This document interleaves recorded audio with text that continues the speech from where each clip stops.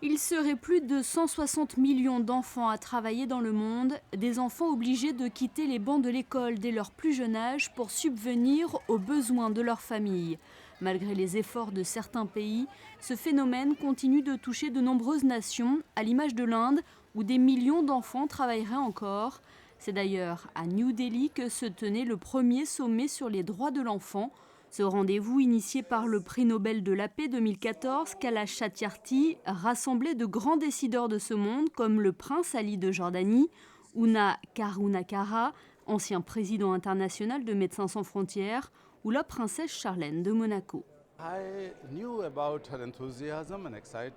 Je connais d'elle son enthousiasme et son implication pour la cause des enfants, des qualités qui proviennent sûrement de son passé d'athlète olympique et de sa conviction dans ce domaine.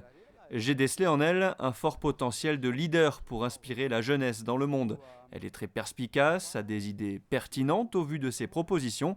Nous avons pu discuter ces derniers jours et je suis persuadé que son implication fera avancer la cause pour laquelle nous sommes réunis aujourd'hui. Après l'ouverture officielle de ce sommet par le président de l'Inde, les invités d'honneur ont pris tour à tour la parole.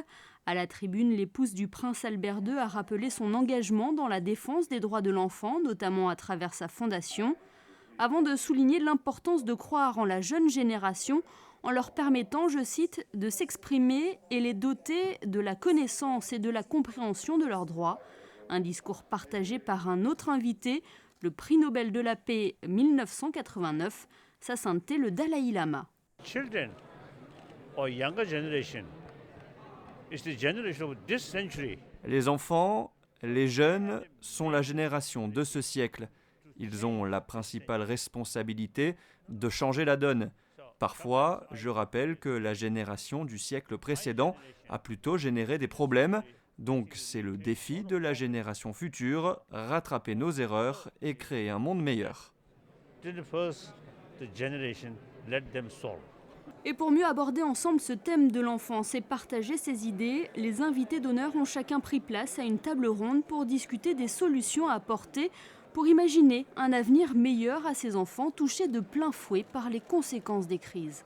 Le travail des enfants, l'esclavage d'enfants est pour nous bien loin et c'est peut-être au travers de ce qu'il a dit, comme le discours que nous avons entendu d'un enfant à la fin de la plénière, qui fait comprendre. Donc nous avons essayé de relayer et de dire que ces voix-là étaient peut-être les voix les plus crédibles pour d'abord éveiller la awareness, comme on dit ici, c'est-à-dire la sensibilisation de tout le monde à cette cause.